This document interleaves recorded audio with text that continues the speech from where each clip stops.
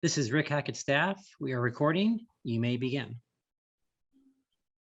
Good afternoon. This October 6th, 2021 meeting of the Board of Adjustment will now come to order. Due to COVID-19 concerns, this meeting is being held virtually. Information on how to participate in the virtual meeting has been posted on the Board of Adjustment website at www.boco.org/BOA. There will be an opportunity to provide remote public comment on the subject docket during the respective virtual public hearing portions for each item.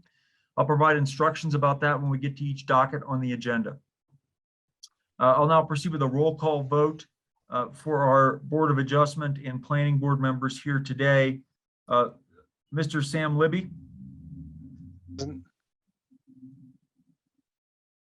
Present. Mr. Mark Bloomfield. Present. Mr. George Gerstle. Present. Mr. Robert Ukiley. Present. And my name is Eric Moutz, and I'm obviously here. I want to remind each of the board members a couple things. First, please identify yourself before speaking and speak slowly and clearly. All votes will be roll call votes. And so please wait for me to identify you and ask for your vote before you offer it. Please be sure to have your video on if possible during the hearing, but remain on mute until you're ready to speak. Once you begin speaking, you'll identify yourself as Board of Adjustment member George Gerstle, by way of example. It may be helpful to keep your participant list open in Zoom so you can see who is speaking. The person who's speaking should be bolded in your participant list on Zoom. We have one variance or docket number here today. Sorry, I apologize. We have two docketed items today. The first is the nomination of officers for the next year of the Board of Adjustment. And once we've completed that, we'll move on to the docketed variance for today. The Board of Adjustment, as I understand matters, typically appoints a chair and a vice chair. This year, I have been the chairperson, and Ms. Sarah Weavenson, who is, I understand, is resigning from the board, has been the vice chair. We will need to nominate a chair and vice chair for the next season of the Board of Adjustment. We'll begin with vice chair. Do we have a nomination for vice chair? Anyone? No one wants the job? All right, well, then I will nominate Robert Ukiley to be the vice chair of the Board of Adjustment. Do I have a second? George Gerstle seconds the nomination of Robert Ukiley as vice chair. Mr. Ukiley, do you object to my nomination? No, thank you. Okay. So we'll take a roll call vote beginning with Mr. Sam Libby. Aye. Mr. Mark Bloomfield. Aye. Mr. Robert Ukiley. Aye. Mr. George Gerstle. Aye. And I vote aye as well. So the motion passes. Congratulations, Mr. Ukiley. You are the vice chair of the Boulder County Board of Adjustment for the next year. We'll now take nominations for the position of chairperson, the responsibilities for which you're probably all familiar with, but it generally consists of presiding over these meetings and reading the wonderful script that the county planning department has put together for us. Do we have any nominations for the role of chairperson? I nominate Eric Moutz as chair. I second that. This is Robert Ukiley. All right. We'll now have a roll call vote. Mr. Sam Libby in favor of reappointing me as chair of the Boulder County Board of Adjustment. Mr. Sam Libby.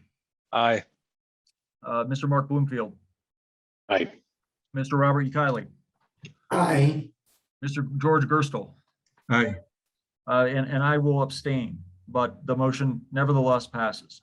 For the next season of the Board of Adjustment, I will serve as chairperson and Mr. Ukiley will be the vice chair.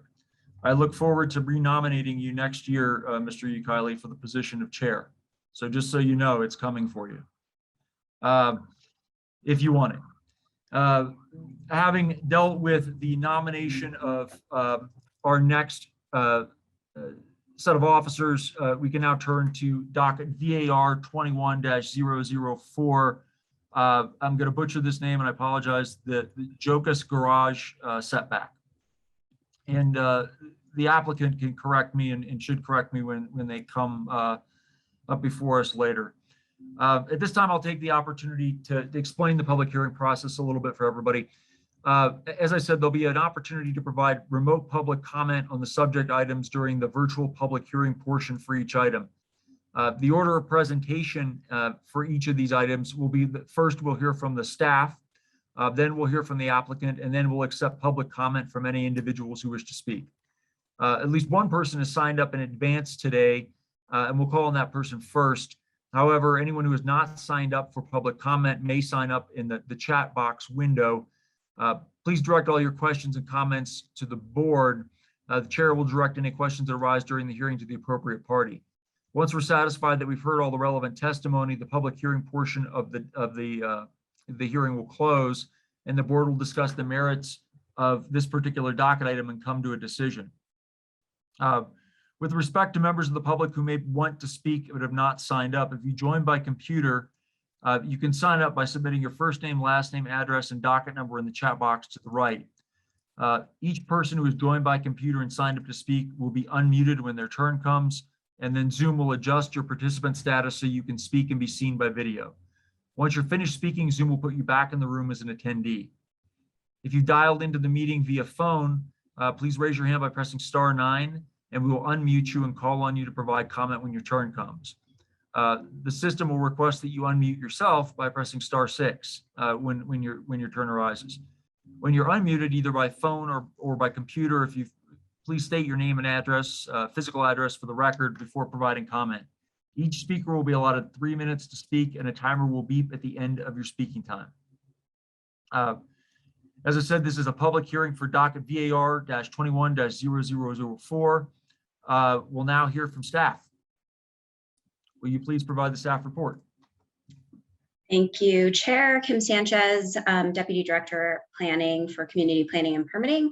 I will be presenting this docket to you today. So just give me a second while I share my screen.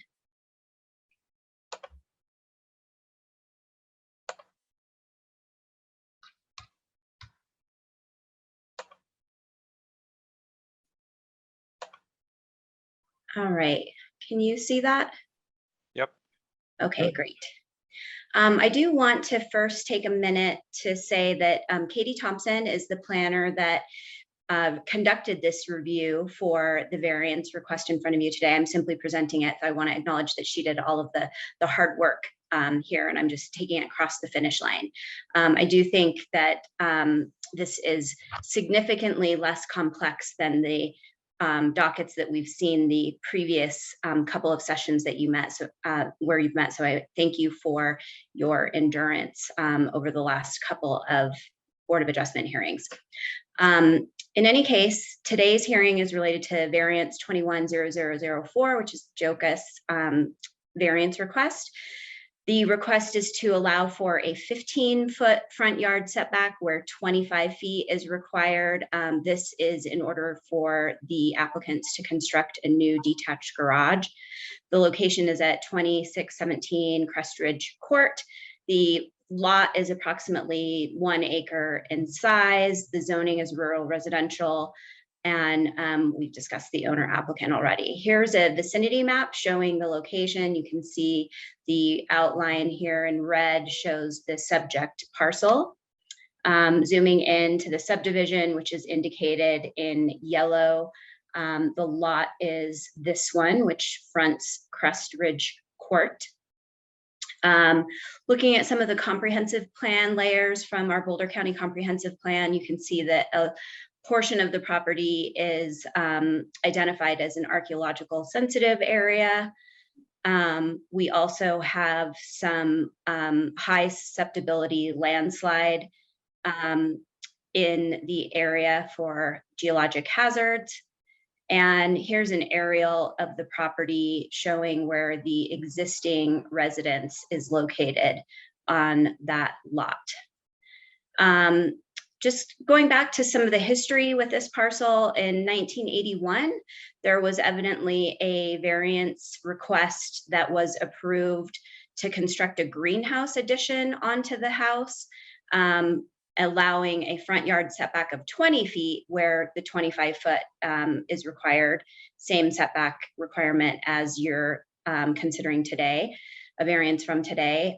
During that 1981 variance, we did find, or staff at that time did find, that all of the standards could be met. They were slightly different standards than the standards that you have in our current code. Nonetheless, they found that the property was found to be exceptional due to its steep slope, that strict application of the code would result in difficulty constructing that extension for the greenhouse, and everything else was found to be met, so that variance was approved. What's happened with this docket is we had the applicants come in for a site plan review waiver process, which is a review process that's required anytime a new structure triggers our planning review. They did trigger the planning review process because the garage that's proposed, garage workshop, is approximately 1,400 square feet. So we were looking at that, and during that review process, we noted the setback was not being met by their proposal. So here's a site plan showing the setback. So this is an odd shaped lot. So basically every frontage on to Crestwood Court, which kind of curves around here, requires a 25-foot setback. So that's shown by the kind of orange shaded area, what the required setback is. Here's the existing house. You can see the existing greenhouse addition encroaches slightly into the 25-foot setback as was approved in 1981. And here is the proposed garage and workshop. Just a 2D model of the garage workshop. So this shows the floor plan. And again, the red shaded area would show you the portions of the structure, both on the lower level and the main level, that would encroach into the setback as proposed. Zooming in again here, this is a great depiction that Katie put together showing the front setback that's required and then where the 15-foot would be requested in order to construct the proposed structure. As far as referral comments go, really there were no concerns from the majority of the departments and agencies that we referred this out to. Many of the comments would be addressed in the site plan review waiver, which is on hold. That really speaks to and reviews the construction of the structure itself. The purview for you here today is whether or not you think that the setback can be varied in order to facilitate that construction. We did receive 2 public comments from adjacent property owners. Those are summarized there, basically concerned with the visual impact of the garage, saving of some trees, and then concern that it may impair visibility along Crestridge Court. I will note, however, that our development review, engineering, and access team did review this and did not have concerns with the visibility to Crestridge Court. So running through the criteria, as you know, in order to grant a variance, you must find that all of the standards have been satisfied. So the first one is just an analysis of whether or not there are exceptional or extraordinary physical circumstances on the property. Staff does find that there are extraordinary circumstances on the property. The property is an irregularly shaped lot because of that switchback of Crestridge Court to the east. The switchback is pretty sharp in the location, where the garage is proposed to be located, and forms a peninsula that only allows for a width of about 50 to 85 feet. The majority of the parcel is steep with 25 to over 70% slope in some locations. So the proposed location for the garage is really the flattest area on the property that would require the least amount of grading. Here's a shot of the proposed building site. So there is still some slope to it, but it is the largely the flattest area on the property as compared to other portions. B, because of these physical circumstances, the strict application of the code creates an undue or exceptional hardship. We do think that the strict application does create an undue hardship in order to meet those setbacks. We did look at 2 alternate locations. Those are right here. So location 1 is really a much steeper area that would require a steep driveway approach and require more grading and likely some retaining walls along the driveway. It also is pretty close to the existing leach field, which complicates building something in that area. The other location that we considered was here, and it would also involve an extensive amount of earthwork, would have some unsafe driveway grades, and would require the removal of some existing mature trees. So we sort of ruled those out and think that there are some circumstances that would lend to considering approval of this one. The hardship is not self-imposed. It's really being proposed in the flattest location where it avoids the steepness of the existing topography. The variance, if granted, would not adversely affect the uses of adjacent properties. This is a residential use of the property, and the garage would continue to be a residential use. Uses that are surrounding are also residential, would not be altered. The siting of the garage in a steeper location might result in the structure being built up, which would perhaps create some more visibility issues rather than being able to kind of build it flatter and into the setback. And then the proposed location would allow for clearing of fewer trees.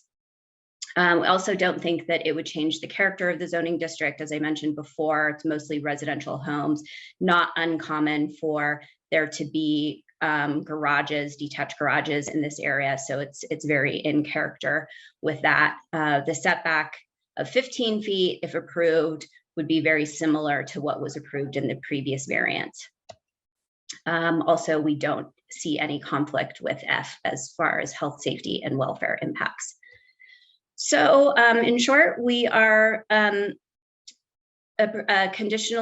recommending that you conditionally approve the variance as shown in building permit 21-21-22. If it's approved, the site plan review waiver that has been put on hold would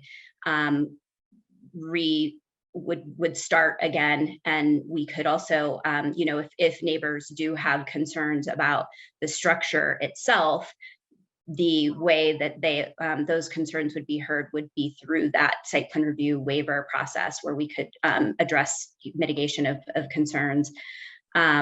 Just to note that any future development would also be subject to the applicable permitting and setback requirements, and the applicant would be subject to any commitments of record and terms and conditions should you approve it. That is it for me. Thank you. Thank you, Ms. Sanchez. Does any of the board members have any questions for the county? This is Robert Ukaile. I have one issue I'd like a little more clarity on. So in terms of the safety criteria, and I get all the other criteria, but the comment from the neighbor, which appears on page 41 of the packet, and if you could go to the next slide. Yeah, so this is useful. What the neighbor seems to be saying is that when you're driving up or down the road, on that sharp switchback, you can see if someone's coming through by looking through the switchback, which I think most people that have driven on mountain roads have experienced that. But that what it seems like the neighbor is saying is putting the garage there will block that. And so that will make it more dangerous. And I heard you say that the engineers said they didn't have a concern, but I totally see that concern, and I haven't seen any response to that particular concern. So I was hoping you could add some thoughts about that particular safety concern. I think it's a good question. I unfortunately don't have anything to add than what was provided in the referral response from our development review, access and engineering folks. So, they do look at that, and their finding was that it wouldn't create, any issues. But again, I guess I would try to separate out, which I know there is a relevant criteria as far as health, safety, and welfare, but it is something that could also be looked at more closely in the site plan review waiver process, where the location of a structure is analyzed. But unfortunately, I don't have more information for you other than that they did not find a conflict with the structure being in that location. Okay, thanks for that. In terms of the site plan review waiver and the location, my concern with that is like, we're approving this variance because it seems like this is the only location. So I'm not, unless they required them to make like a glass building that you could see through, I don't see how another process would address this concern. Do you know how many, it looks like this is kind of the end of the road. Is there just one other home that's further up the road, or are there multiple homes? This shows you where they are. So they're sort of at the end of that cul-de-sac. There are a couple of other lots adjacent. And I guess what I was suggesting by the site plan review waiver perhaps being able to address that is that we could look at the height of the structure, adjust the location, within the variance, within the varied area, if it were to be approved, with the flexibility of that front yard setback, and look at other ways to mitigate it if our team were to have the same position as the neighbor. But so far I don't know that they have made that same finding. Okay, and then this a different issue, small issue, is it seems like the garage and the workshop aren't flush, but that if they were flush, it would give a couple extra feet for the setback. Do you know why the plan, if you go back one, or that one, so they show that the garage is a couple of feet in front of the workshop, but if they were flush, it seems like it will, the setback could be more than, it still would encroach in the 25 feet, but it would lessen that. Do you know why that was an option? I think that's certainly something that you could ask the applicant to respond to, but I think it has something to do with where it is being placed on the hillside and just, how much earthwork would need to be done in this orientation versus it being flush. But I think that's something the applicant could clarify for you. Okay, thank you. I don't have any other questions. Thank you, Mr. Ukaili. Are there other questions for staff? Yeah, George Kirstel. I had a similar concern to Mr. Ukaili's question about whether encroachment in the easement would have site distance impacts. And from looking at the packet and the photographs in the packet, it appears like that again, from just looking at the photograph, that the setback or the encroachment is minimal, and that with the grade, it would be essentially no impact on the curve, the visibility of the curve. But I agree with Mr. Ukaili that if they're with the comment of evaluating whether the garage could be set back to be parallel with the workshop is a natural question to ask that would reduce the impact significantly. I think the other thing I would point out is there is some distance between the edge of the garage to the actual roadway. So, as far as somebody that's driving around here, it's the structure's not, at the very tip of this peninsula where they're trying to build. So, I don't know that it's fully obstructing the view, at least from what I can tell on this site plan. Yeah, that's the thought process I went through and observation I had. Are there any other questions for staff? Hearing no other questions for staff, we will now turn to the applicant.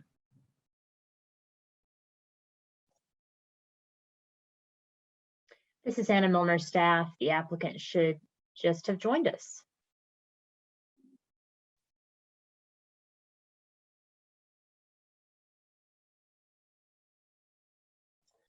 Mr. Jocas, you should be able to start your video and unmute yourself whenever you're ready to speak. There we go. Sorry, technical difficulties. Can you hear us? Thank you very much. Let me bring up the presentation here. Before I start, my name is Richard Jocas, and this is my wife, Patricia Jocas, and we live at 2617 Crestridge Court, and we are asking for that 15-foot variance. But first of all, we want to thank the board for considering the variance very much, and for the plan department for putting together the packet that you have in front of you. There's a lot of work that's gone into that, and we really do appreciate it.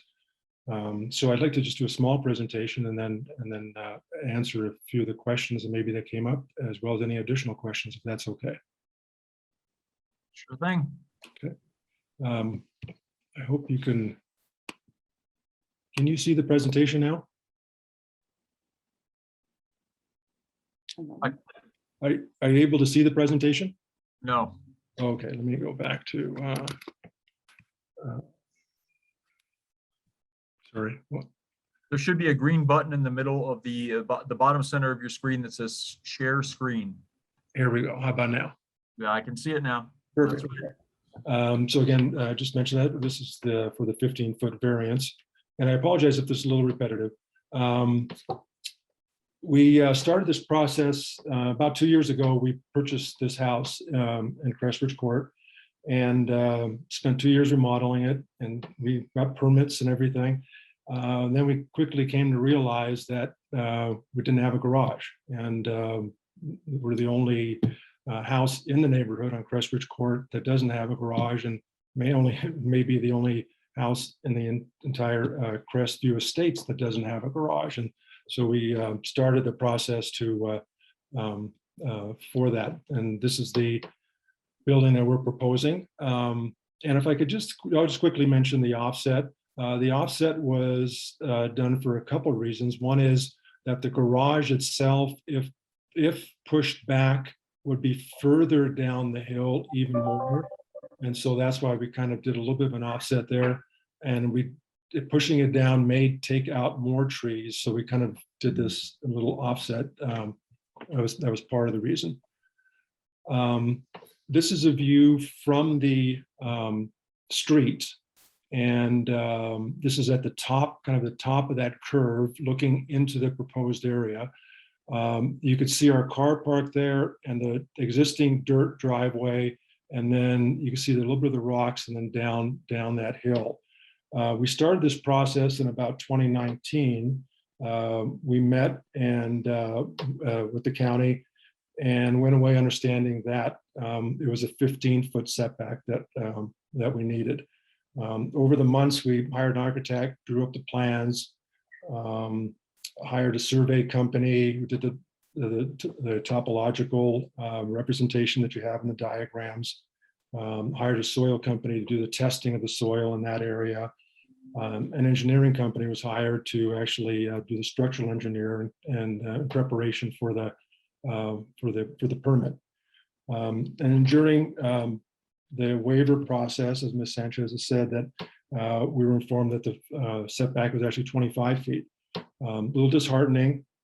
And when we looked at it, we kind of said we really couldn't build a garage with a 25-foot setback. And on the diagram that was shown earlier, I think kind of indicates that because of the slope of this area, 25 feet in front of the garage and 25 feet in the back just wouldn't create a garage that would be usable. And so that's why we're here at the variance request. This is another view looking from the house toward the street. And maybe this might answer a couple of questions that came up regarding the view. I don't know if you can kind of tell, but where those first trees you see in the foreground, you can kind of see the stake. That's where the garage would end. And so there's probably about 50 feet, 70 feet of view space between the end of the garage all the way around where the curve is. So in our opinion, we don't think it would block anything because the garage is going to be built closer to the house and not to the street. And it does sit higher up. I mentioned all these things already as far as our efforts to date. And again, the reason for the variance was due to the steep terrain and the fact, again, that we couldn't build a garage that is 25 feet as back and in front of the service as far as the setback. The garage we're planning to build, asking to build, is 25 feet for a two-car garage. And I think that's within the range, depth-wise, of most garages. I think they range from 22 to 26, somewhere in that area for a two-car garage. The other thing that I just wanted to note was that from the street, there, even with a 15-foot setback, you have more than 25 feet from the street to where the garage would be built. And I'm going to go back here to, oops, no, I'm going to go forward. I apologize. Well, I will in a second. From the street, there's still more than 25 feet to the front of the garage where the variance would be. And again, this is the diagram that was shown earlier. So you can kind of see, I don't know if my arrow shows or not, but from the edge of where the garage would be all the way out, there's got to be 50, 75 feet of viewable space that would not be altered at all around the curve for Crestridge Court. This is the one that I wanted to show. So this is a view looking from the street. Our house would be to the left, and to the right would be the curve of Crestridge Court. And the garage would be where that orange marker is there. So from the street, there's this kind of dirt and grass here, then the dirt driveway, then the rocks, and then the garage there. So again, there's about 20, at least 25 feet from the street as far as the variance goes. We did think about some alternate locations, as Ms. Sanchez had also mentioned. Next to the house, the reason why we didn't want to do that, there are some very, very old trees that would be taken out, and we didn't want to do that. There's also a rock formation in that same area with some large boulders that are protruding out and also go into the ground. And we said we didn't really want to mess with those, both from a safety standpoint of removing them and also the uncertainty of moving of rocks around. As was also mentioned, I'll try to explain this without messing it up, is that if the garage were built level with the house, then you'd have a very steep driveway to descend down into, making it very unsafe during the wintertime. Because the house sits below the street. And the house sits below the street. If we were to make the garage level with the dirt driveway, then you have an issue of the garage being about 15 to 20 feet higher than the existing house, making it kind of unsightly for everyone. So that's why you rule that area out. We didn't even think about to the left of the house because of the septic fields that were mentioned. The other area is below the house. We ruled that out for the reasons that it's even steeper than the area we're proposing. If we put it there, we'd have to build a whole second driveway, move a lot of dirt, and maybe even add dirt. And then the end result would be a garage that is way below the house, and you'd have to build steps to come up from there. So this just didn't seem like it was a feasible area to do anything for those reasons. So we did look at other areas, but this one, the one we're proposing or asking for the variance, and it seemed to be the one that made the most sense. I think that was it for our presentation, and I don't know if we addressed your questions, but certainly would like to do so at this time. Thank you very much. Thank you very much. Do any of the board members have questions for the applicant? This is Robert Ukile. I had a few questions. Thank you for your presentation, for considering alternative locations as part of the process. Have you had an opportunity to talk to your neighbor that expressed the concerns about impaired visibility?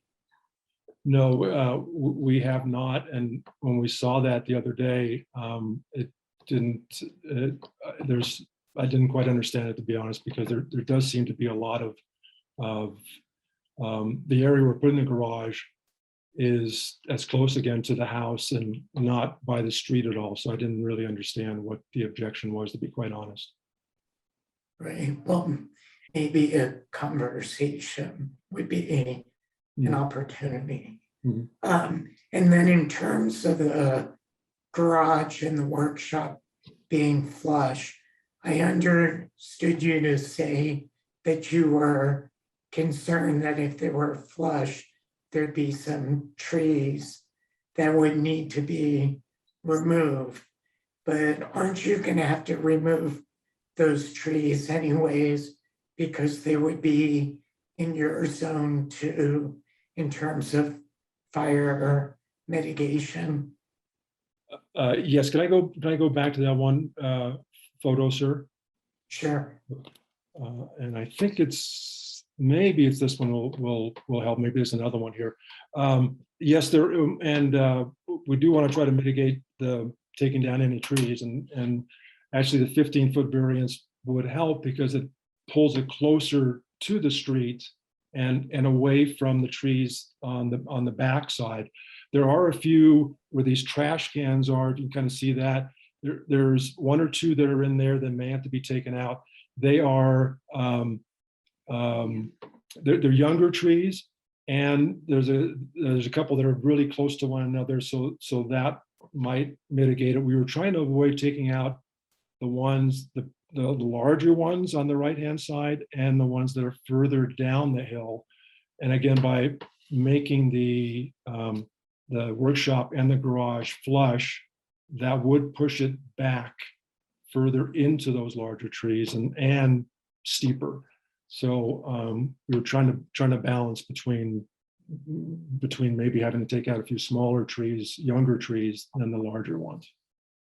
Yeah, so, but my question was, I assume that you're gonna have to do fire mitigation as Yes. part of the process. Yes. And so the fire mitigation typically requires removal of trees in zone 2, which is within 30 feet of the structure. So aren't you gonna have to remove those trees anyways as part of the fire mitigation? I apologize. We're from California, so we don't necessarily know all of the rules. But we had also talked with an individual at the county regarding the fire mitigation, and talked about these trees when we were doing the waiver process. And he indicated that we'd have to look at that and which trees would need to be removed both for fire mitigation and if they became unsafe if we were to put the foundation in there as far as the roots coming into play. So those are still things that we need to discuss and identify. Okay, I don't have any more questions. Thanks for Thank you. taking the time. And I don't know if I answered. I apologize. Thank you. Do any of the other board members have questions for the applicant? Okay, hearing no other questions for the applicant, we will now call for public testimony. And we have one individual who has signed up to speak today, whose name is William Reppin. Mr. Reppin, if I butchered your last name, I apologize. Are you here?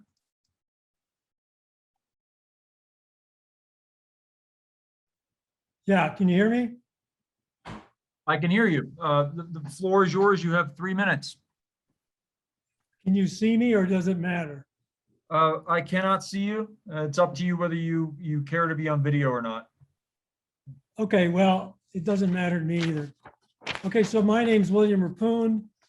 I live at 2652 Crest Ridge Court, which is the house that's across the road to the east. We've been here since the late 70s, more than 40 years. And just before I get into my thoughts about the variance, let me iterate that I do not see any issue of safety where that proposed garage is going in terms of traffic and view. It's proposed in a location that is not going to be an issue, in my opinion. And I've been driving that road a few times. My concern is the character and look of the subdivision. And what I mean specifically is the cul-de-sac. All the homes on the cul-de-sac, any structure is distanced away from the road. Many cases 60 to over 200 feet before you get to a structure. And the proposed structure, 1,000 square feet. I mean, that's like another house.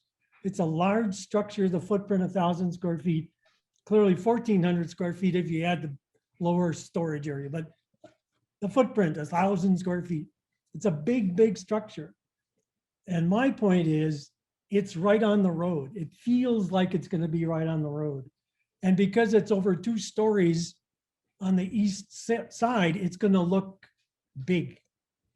It's going to make what I call the character and look of the cul-de-sac different.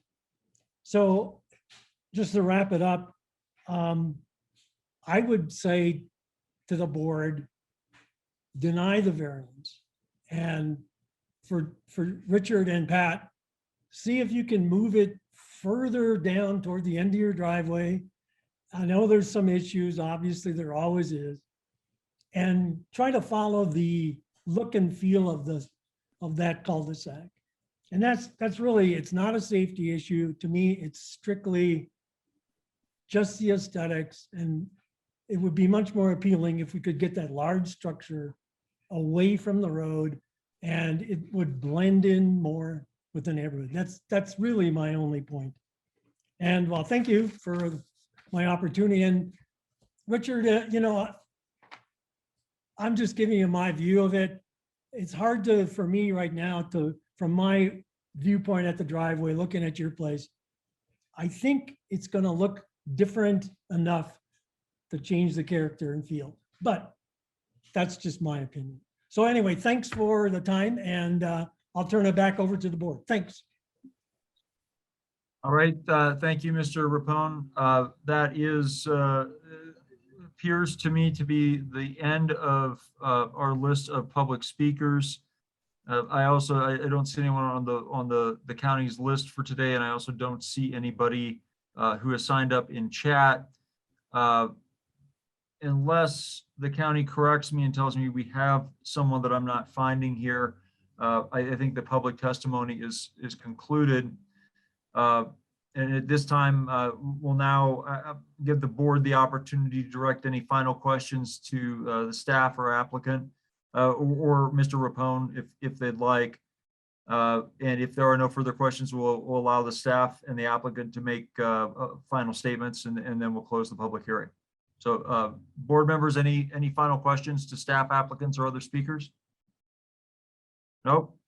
Hearing no other questions, I'll now turn the floor back over to the staff to make any rebuttal or clarifying statements they'd like to make. I'm not sure. Kim Sanchez, Community Planning and Permitting. I don't know that I have anything in particular. Hopefully the distance from the road around that switchback, that has been clarified by the photos that were shown by the applicant. I guess I also would note that while assessment of the character is a part of this analysis, it is also something that can be addressed during the site plan review waiver process, which again looks at the structure itself as opposed to whether or not the setback can be varied. So, I would encourage the neighbor to comment during that process as well if the concerns remain. Thank you, Ms. Sanchez. Does the applicant have any final statement they would like to make? Yes, can you hear us? Can. Yeah, again, thank you very much for considering it. And we also want to thank Mr. Rapone for his comments. We certainly want to build something that looks nice for everybody. We've spent the last couple of years remodeling this house, improving it for ourselves and for the community. Would like to build a garage, and the 15-foot setback is almost a given to be able to make anything there, and would work with the design to make that aesthetically pleasing for everyone involved. So thank you everyone for considering it. Thank you. Thank you. We'll now close the public portion of the hearing and begin board discussion. I'll just begin by saying, fellow board members, this seems to me to be a relatively straightforward matter. I'm certainly open to having a discussion if anyone would like to have one, but I'm somewhat inclined to just make a motion that we approve the subject variance, incorporating the conditions recommended by staff in their report. Does anyone feel a burning desire to talk about this matter at any length? All right. I'd like to second your motion. This is George Gerstel. I haven't made it yet, but I appreciate your enthusiasm. So I'll go ahead and make the motion, since it seems like there is not an appetite for further discussion. I move that the Board of Adjustment conditionally approved docket VAR-21-0004 with the following conditions, which were noted in the staff report. One, approve a setback as shown in BP-21-2122. All relevant building code requirements must be incorporated into the building permit plans. Two, that SPRW-21-0041 must be approved for the new garage and / workshop structure. Three, all future development is subject to applicable permitting and setback requirements. And four, the applicant shall be subject to the terms, conditions, and commitments of record and in the file for docket VAR-21-0004. Do I have a second? George Gerstle seconds the motion enthusiastically. Thank you, Mr. Gerstle. We'll now move to a roll call vote. Mr. Libby, Aye. Mr. Gerstle, Aye. Mr. Bloomfield, Aye. Mr. Ukaili, Aye. and I also, Eric Mouts, also vote aye. So the motion passes, and docket VAR -21-0004 is conditionally approved as described in the motion. Thank you all for your time and attention. This concludes today's meeting of the Boulder County Board of Adjustment. We'll now stop recording and end the meeting.